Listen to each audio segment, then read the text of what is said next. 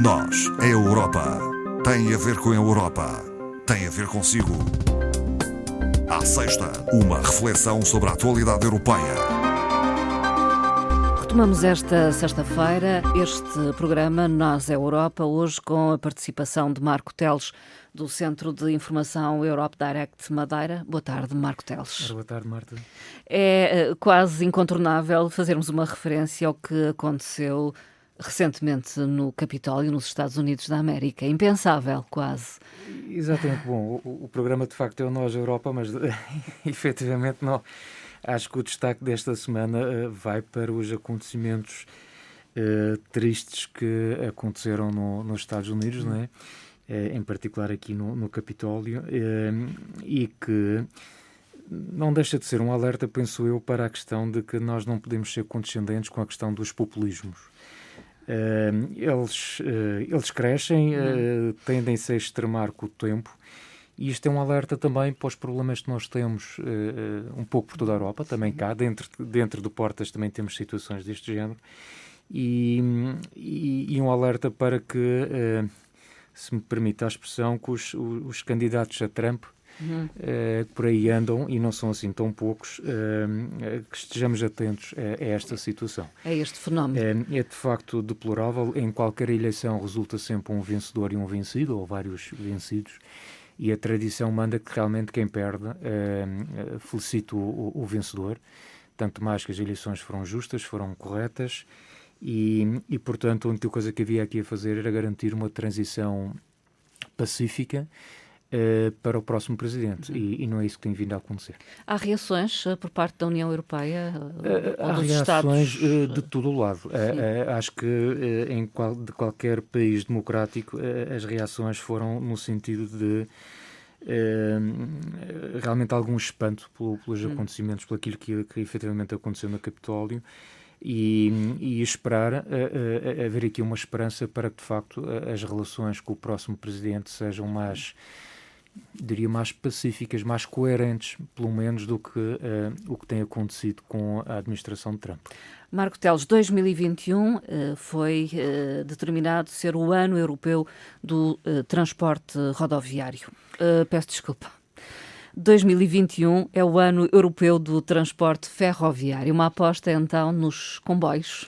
Sim, é possivelmente um daqueles temas que, para nós em particular aqui na região, não trará ou não suscitará grande interesse, mas efetivamente é algo extremamente importante. É uma iniciativa, portanto, da Comissão Europeia, procura de alguma forma salientar os benefícios deste meio de transporte sustentável, inteligente e seguro.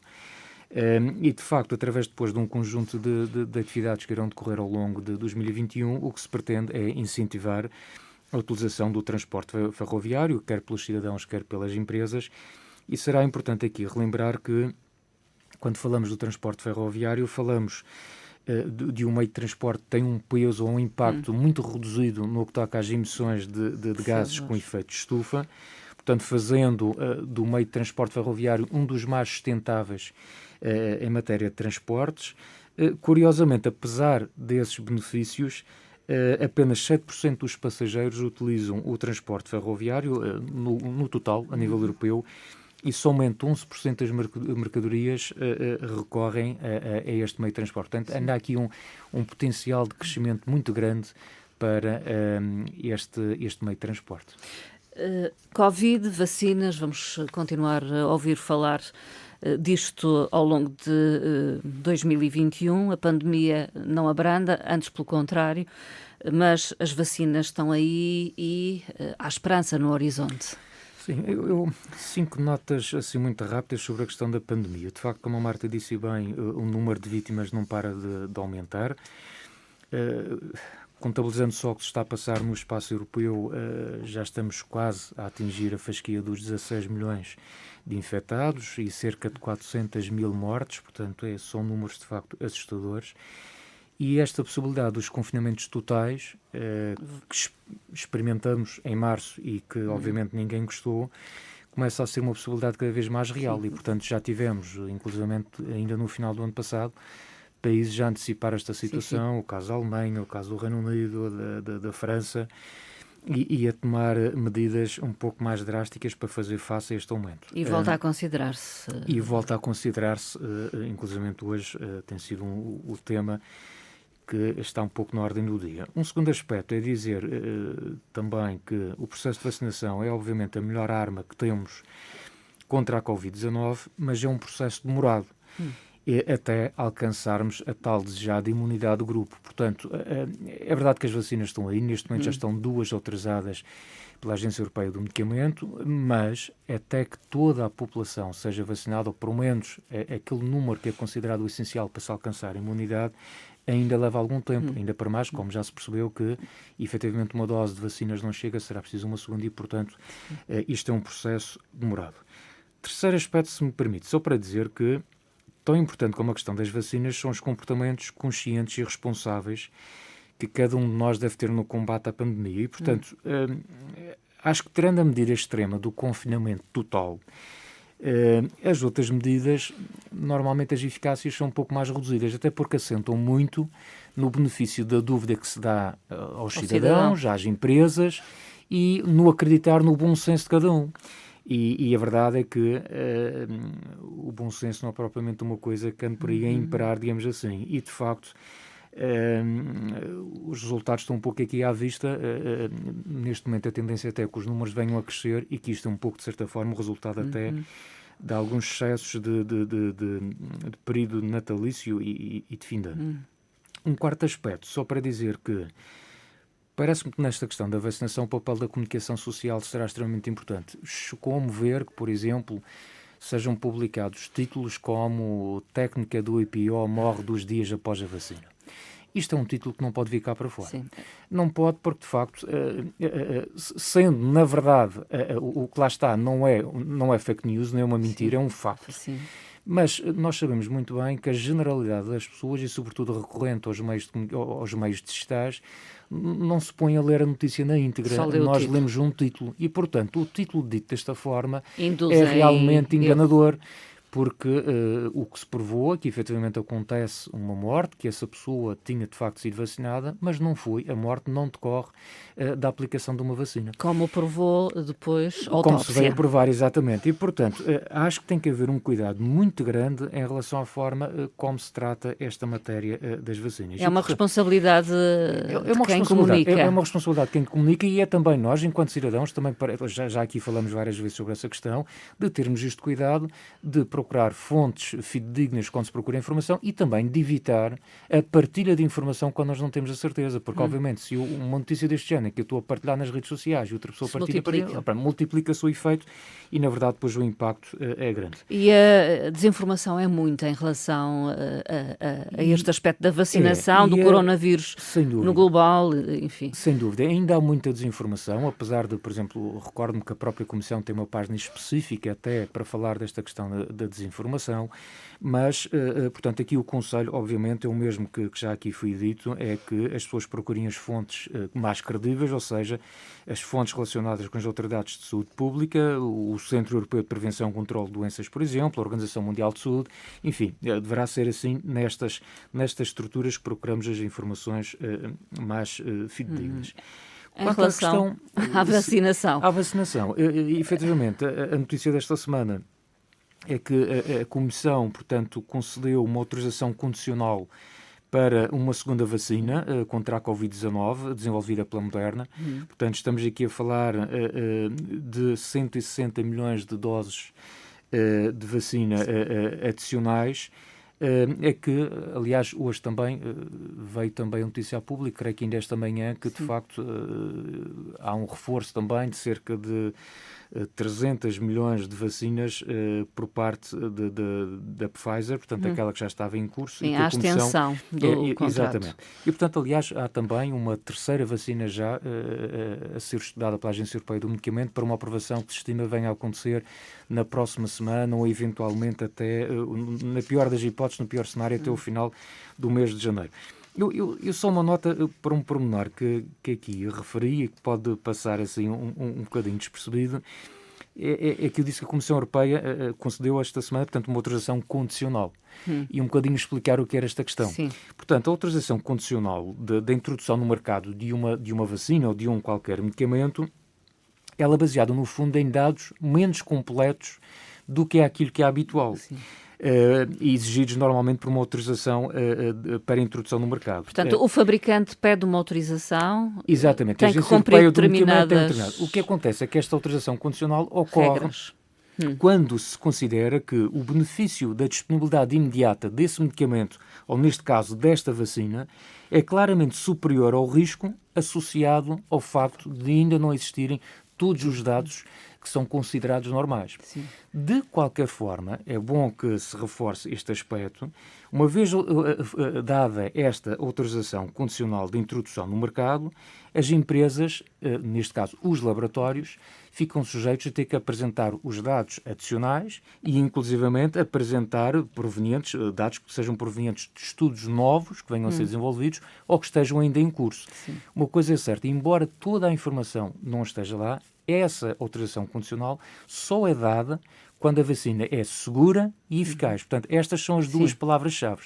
Elas são seguras e são eficazes. De outra forma, nunca seria dado esta autorização. E estas empresas têm que apresentar posteriormente todos os dados que são requeridos. E estas empresas, posteriormente, à medida que se vai desenvolvendo o processo e que vai decorrendo os estudos, ou que já estão em curso, ou aqueles novos que venham eventualmente até ser feitos, essa informação é depois complementada, exatamente. O fundamental é passar mesmo essa informação de que as vacinas são seguras e eficazes. São seguras, são eficazes. Em 90%. Em alguns casos, 95%, ou da Moderna. ou que parece. E com a nota, se a Marta me permite, que isto não é o tempo para nós baixarmos os braços, porque obviamente realmente as vacinas é uma janela de esperança que ali está, não é propriamente, não quer dizer que o problema esteja solucionado, até porque, como referi aqui, é um processo, como nós sabemos, vai demorar algum tempo. Até 30 de junho deste ano, Portugal assume a presidência rotativa do Conselho da União Europeia. Sim, esta é creio que é a grande boa notícia, 2021. Para quem esteja assim, talvez menos atento a esta situação, esta não é uma situação inédita. Portanto, é a quarta presidência portuguesa do Conselho da União Europeia. As presidências são rotativas, têm uma duração de 6 meses, portanto, como a Marta referiu, Portugal irá presidir entre o dia 1 de janeiro, portanto, e 30 de junho de 2021, e, portanto, assume a presidência rotativa do Conselho da União Europeia, ou como é habitualmente conhecido informalmente como o Conselho. Quais são as competências? Exatamente, e no fundo o que é o Conselho? O Conselho, no fundo, é a instituição que representa os governos dos países da União Europeia, reúne, portanto, os seus ministros ou secretários de Estado, e tem como grande competência a adoção de legislação juntamente, no fundo, com o Parlamento Europeu. Como se sabe, explicado assim em traços muito gerais, basicamente a Comissão Europeia propõe uma determinada ação legislativa e depois o Parlamento Europeu e o Conselho da União Europeia irá dar o seu parecer, portanto os dois votam para a aprovação dessa legislação. E o que são, no fundo, os grandes objetivos da presidência portuguesa para estes 6 meses?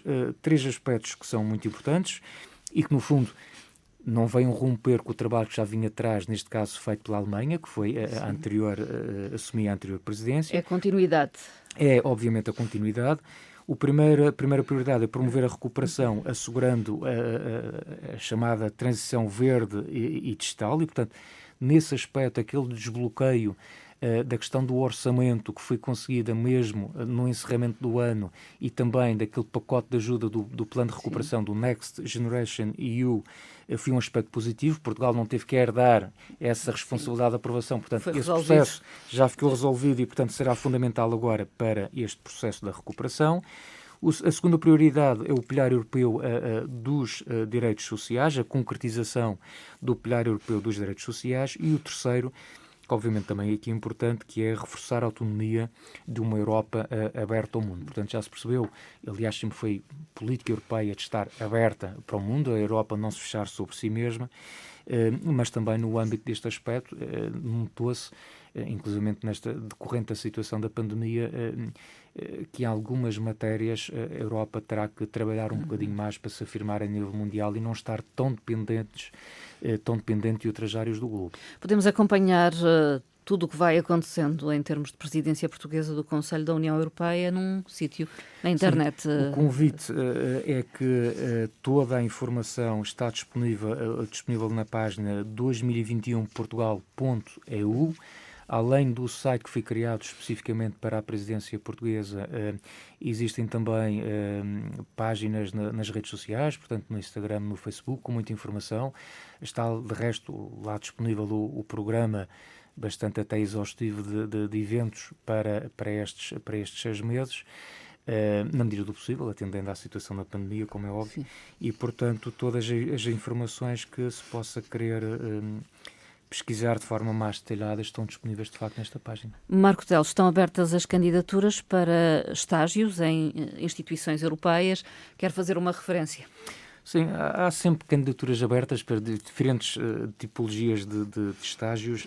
Neste caso, a Comissão Europeia abriu a candidatura ao Blue Book, ao chamado estágio Blue Book, para um período de estágio que se inicia em outubro deste ano e que vai depois se prolonga até 28 de fevereiro de 2022, e é um estágio destinado às áreas de administração ou de tradução, com uma duração, portanto, de 5 meses, que pode acabar por ser realizado em Bruxelas, Luxemburgo ou até outras cidades europeias. Os candidatos têm que ser nacionais de um Estado-membro da União Europeia ou de um dos países candidatos, devem ter uma licenciatura, concluída a licenciatura de pelo menos 3 anos, conhecimento, obviamente, de línguas, pelo menos 2 línguas comunitárias, uma das quais obrigatoriamente terá que ser o inglês, francês ou alemão, e a remuneração mensal são de quase 1.300 euros, o que é um valor simpático para um estágio. E, portanto, informações mais detalhadas sobre estes estágios poderão ser encontradas também na página web Trabalhar na União Europeia. Basta pesquisar, pôr no Google exatamente com esta designação Trabalhar na União Europeia e aparece todas as ofertas de estágios. Existem outras. Além deste que referi aqui, e que são sempre oportunidades que não são fáceis, porque há muitos interessados, como é óbvio, as vagas não são assim tantas, mas são oportunidades que existem e que vale a pena tentar. Tentar, pelo menos. Marco Teles, obrigada pela participação uma vez mais. Obrigado eu. Até uma próxima. Nós, a Europa. Até à próxima.